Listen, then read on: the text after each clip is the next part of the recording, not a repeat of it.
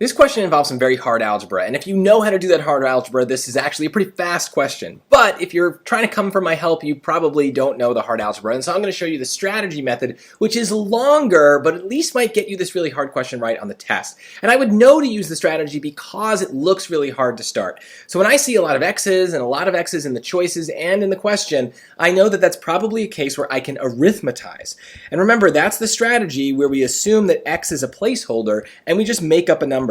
And in this case, I unfortunately have to make up a pretty big number, x equals 5, because they tell us that x is greater than 4. And with the no calculator section, this is going to be a bit of a pain, but we can do it if we're just persistent. So let's make sure we do it. So what happens? We've made x equal to 5. So what we need to do now is substitute 5 into all of the x's in the original question.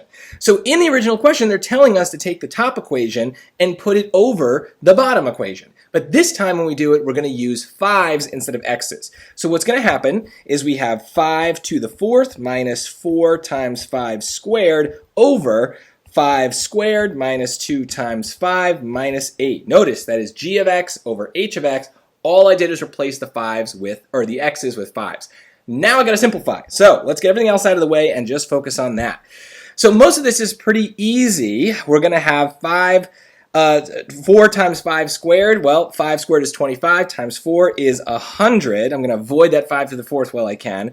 5 squared is 25, minus 10, minus 8. So it's really 5 to the 4th, which is going to be a pain.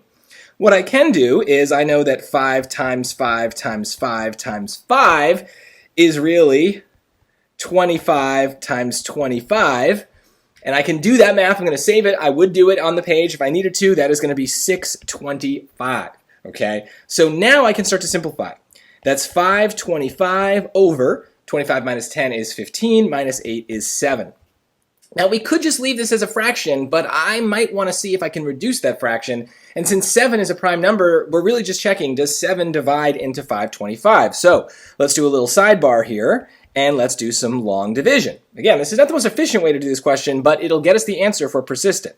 So 7 goes into 52 7 times with 3 left over, because 7 times 7 is 49, and 7 goes into 35 5 times. So this does reduce to 75.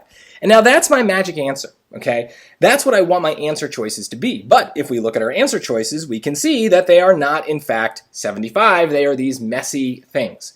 But with arithmetize, once we make x into 5, all the x's are 5. So we just need to do exactly what we just did now with all of the answer choices and just see if any of them give us 75. That's our magic number.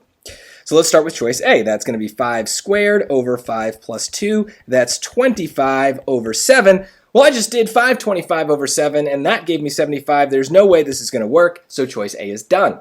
Choice B, that's 25 plus 10 over 8, so that's 35 over 8. That's not even a nice number. That is gone. All right, so 5 squared is 25, 5 minus 2 is 3, 5 minus 4 is 1, so this is 75. That looks really good, but I've got to check D just in case. Sometimes I pick a number that works for multiple answers, but in this case, 25 times 7 over 9 is going to be a very, very messy number because none of these are going to be divisible by any of the others. And we also know, okay, well, 7 over 9 is not the same as 3. So for the properties of fractions, this is just not going to work, leaving us, luckily, with choice C.